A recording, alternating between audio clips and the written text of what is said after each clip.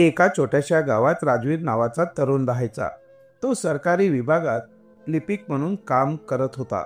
त्याच्या कुटुंबातील इतर लोक जास्त शिकलेले नव्हते जितका तो शिकलेला होता, म्हणून त्याला सरकारी नोकरी मिळाली होती. दुसरीकडे प्रिया नावाची एक हुशार आणि शिकलेली मुलगी शहरात राहायची. तिच्या आई वडिलांनी तिच्यासाठी राजवीरशी लग्नाचा प्रस्ताव ठेवला. त्यांनी तिला समजावलं की राजवीर सरकारी नोकरीत आहे, त्यामुळे तिचं आयुष्य सुरक्षित असेल. त्यांनी तिला समजावलं की राजवीर सरकारी नोकरीत आहे, त्यामुळे तिचं आयुष्य सुरक्षित असेल. त्यांनी तिला आश्वासन दिलं की लग्नानंतरही शिक्षण सुरू ठेवू शकते. प्रिया आणि राजवीरची भेट झाली. प्रियाने स्पष्ट केलं की ती लग्नानंतरही आपलं शिक्षण सुरू ठेवेल आणि घर कामही सांभाळेल. राजवीरला प्रिया आवडली आणि त्याने तिच्या इच्छेला संमती दिली. लग्न झाल्यावर प्रिया गावात आली, मात्र तिच्या सासरच्या मंडळींना शिक्षणाचं महत्त्व वाटत नव्हतं. त्यांनी तिला सांगितलं की आता शिक्षणाचा उपयोग तरी काय, आता संसार सांभाळ, लवकरच मुलं होती, त्यांचंही बघावं लागेल. पण प्रिया ठाम होती. तिने स्पष्ट सांगितलं की ती आधी घरकाम करेल आणि नंतरच अभ्यास करेल. सासरच्या मंडळींनी तिला वारंवार विरोध केला. तिला सतत टोमणे मारले जायचे. काय करशील शिकून, कलेक्टर बनशील का? तिच्यावर मानसिक तणाव वाढत गेला. दरम्यान राजवीर रोज सकाळी शहरात कामासाठी निघून जायचा आणि संध्याकाळी घरी परतायचा. त्यामुळे दिवसभर सासरच्यांकडून प्रियावर होणाऱ्या त्रासाची त्याला जाणीव नव्हती. शेवटी या सततच्या विरोधामुळे आणि अपमानामुळे प्रियाने मोठा निर्णय घेतला. तिने राजवीरला घटस्फोट मागितला. घटस्फोटानंतर ती आपल्या माहेरी परतली आणि UPSCच्या परीक्षेची तयारी करू लागली. प्रियाने मेहनत घेतली आणि अखेर ती यशस्वी झाली. ती IAS अधिकारी झाली. 2 वर्षांनी तिची नेमणूक त्याच सरकारी विभागात झाली जिथे राजवीर अजूनही लिपिक म्हणून काम करत होता. त्या दिवशी ऑफिसमध्ये मोठा जल्लोष होता. एक शुभ्र सरकारी गाडी आली ज्यावर कलेक्टर असं लिहिलं होतं. ड्रायव्हर गाडी चालवत होता. मागच्या सीटवर प्रिया बसली होती. तिच्यासोबत 2 सुरक्षा रक्षक होते. ऑफिस बाहेर सर्व कर्मचारी गुलदस्ते घेऊन उभे होते. त्यांच्यात एक जण असा होता जो एकेकाळी तिचा नवरा होता, राजवीर. राजवीर प्रियाला पाहतो, पण काहीही न बोलता नजर खाली झुकवतो आणि गप्प उभा राहतो. प्रिया देखील त्याच्याकडे पाहते, मात्र नजर टाळत सर्वांचे गुलदस्ते स्वीकारत थेट ऑफिसमध्ये निघून जाते. ऑफिसमध्ये गेल्यावर ती आपल्या खुर्चीत बसते. तिथे तिला एक वैयक्तिक सहाय्यक नियुक्त केला जातो, ज्याचं नाव रॉकी असते. प्रिया आपल्या ऑफिसच्या काचेच्या खिडकीतून राजवीरकडे पाहत राहते आणि विचार करत राहते की हा माणूस काही वर्षांपूर्वी माझा नवरा होता आणि आज तो माझ्या अधीन काम करणारा एक कर्मचारी आहे. काही दिवसांनी प्रिया रॉकीला बोलावते आणि एक काम देत म्हणते की राजवीरच्या घरी जा आणि तिथे कोण कोण राहतात ते मला कळवा. रॉकी तिच्या सांगण्यानुसार राजवीरच्या घरी पोहोचतो. तिथे पाहतो की राजवीर एकटाच एका लहानशा खोलीत राहत आहे. त्याच्यासोबत ना त्याचे आई वडील आहेत, ना भाऊ बहीण आणि ना पत्नी मुले. रॉकी ही माहिती प्रिया मॅडमला कळवतो. हे ऐकून प्रियाला आश्चर्य वाटतं. शक्यतो त्याने दुसरं लग्न केलं नसेल. ती मनाशी विचार करते आणि मग एक घटना घडते. प्रियाच्या ऑफिसमध्ये नितीन नावाचा एक वरिष्ठ अधिकारी असतो. तो अनेक वर्षांपासून भ्रष्टाचार करत असतो. बेकायदेशीर जमीन हडप करणं, खोटे टेंडर मंजूर करणं, पैशांसाठी निर्णय बदलणं. पूर्वी आलेल्या अधिकाऱ्यांनी त्याच्या कारवायांकडे दुर्लक्ष केलं, पण प्रिया तशी नव्हती. तिने नितीनचा हा गैरव्यवहार रोखायला सुरुवात केली. आता कोणतीही फाईल तिच्या संमतीशिवाय पुढे जात नव्हती. नितीनच्या सर्व योजना अयशस्वी होऊ लागल्या. यामुळे नितीन संतापला. एके दिवशी तो ऑफिसमध्ये येऊन मोठ्याने बडबडायला लागला. ही बाई स्वतःला काय समजते, नवीन आली आणि आम्हालाच शिकवते. तो प्रियाला शिवीगाळ करू लागला. राजवीर हे शांतपणे ऐकत होता. सुरुवातीला तो दुर्लक्ष करतो, पण जेव्हा नितीन हद्द पार करतो तेव्हा राजवीर चांगलाच संतापतो. त्याने नितीनला जोरात धक्का देत म्हटलं, आजपासून जर तू प्रिया मॅडमबद्दल काही वाईट बोललास तर मी तुला जिवंत सोडणार नाही. हे पाहून ऑफिसमधले कर्मचारी स्तब्ध झाले. संपूर्ण ऑफिसमध्ये चर्चा सुरू झाली. राजवीरने प्रियासाठी एवढा राग का व्यक्त केला? या दोघांमध्ये नक्की काहीतरी नातं असावं. ही चर्चा प्रियाच्याही कानावर येते. ती लगेच रॉकीला बोलावते आणि सांगते की ताबडतोब राजवीरला बोलावून आण. राजवीर तिच्या ऑफिसमध्ये येतो. प्रिया त्याच्यावर संतापते. तू नितीनला का मारलंस? तुला माहीत आहे का ऑफिसमध्ये काय काय बोललं जातंय? लोकांना वाटतंय की आपलं अजूनही काहीतरी नातं आहे. राजवीर काहीही उत्तर देत नाही. प्रिया सतत बोलत राहते. पण शेवटी राजवीर फक्त एकच वाक्य बोलतो की तू माझ्या घरातून आणि आयुष्यातून निघून गेलीस, पण माझ्या मनातून नाही. जर कोणी तुझ्याबद्दल काही चुकीचं बोललं तर ते मी सहन करू शकत नाही. जर तुला वाटत असेल की मी असं करणं चूक आहे तर तू मला या ऑफिसमधून काढून टाकू शकतेस. इतकं बोलून तो ऑफिसच्या बाहेर निघून जातो. प्रियाच्या मनात विचारचक्र सुरू होतं. तिच्या डोळ्यातून अश्रू वाहू लागतात. त्या दिवशी जेव्हा मी घटस्फोट घेतला, जर त्याने असं काहीतरी सांगितलं असतं तर कदाचित आज आम्ही वेगळेच झालो नसतो. ती आपल्या अश्रूंना पुसते आणि शांतपणे परत कामात गुंतते. दुसऱ्या दिवशी सकाळी 10 वाजता रॉकी तिच्या ऑफिसमध्ये येतो आणि सांगतो की मॅडम, उद्या आपल्या शहरात कॅबिनेट मंत्री येणार आहेत. सगळी तयारी आजच पूर्ण करावी लागेल. हे ऐकून प्रिया लगेच सतर्क होते.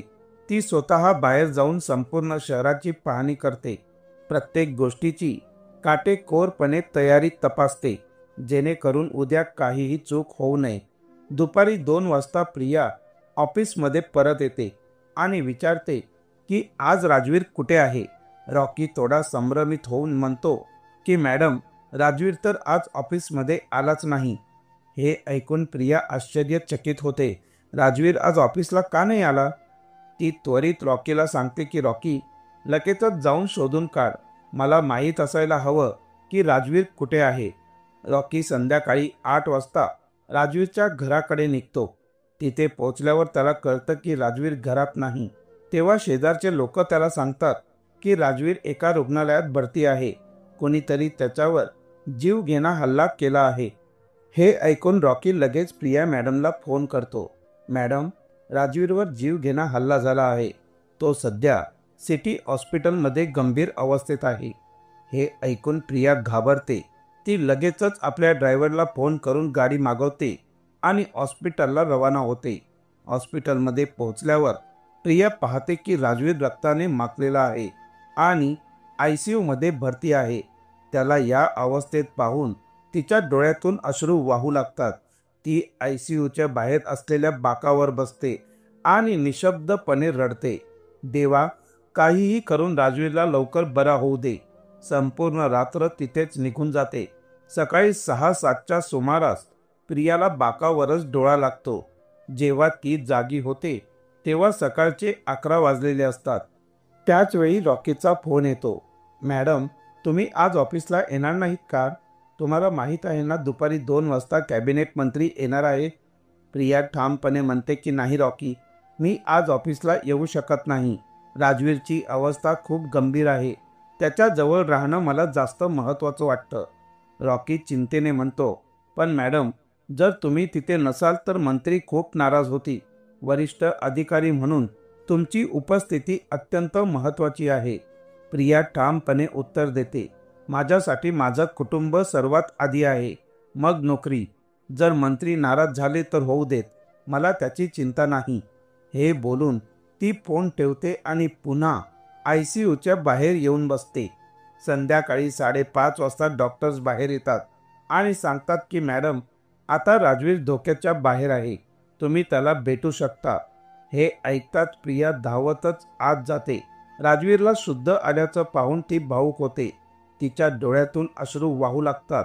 ती शांतपणे त्याच्याकडे पाहत राहते. तेव्हाच रॉकीचा पुन्हा फोन येतो. मॅडम, कॅबिनेट मंत्री निघून गेले. ते खूप संतप्त होते. म्हणाले की तुमचं उपस्थित असणं खूप महत्त्वाचं होतं, पण तुम्ही मोठी चूक केली आहे.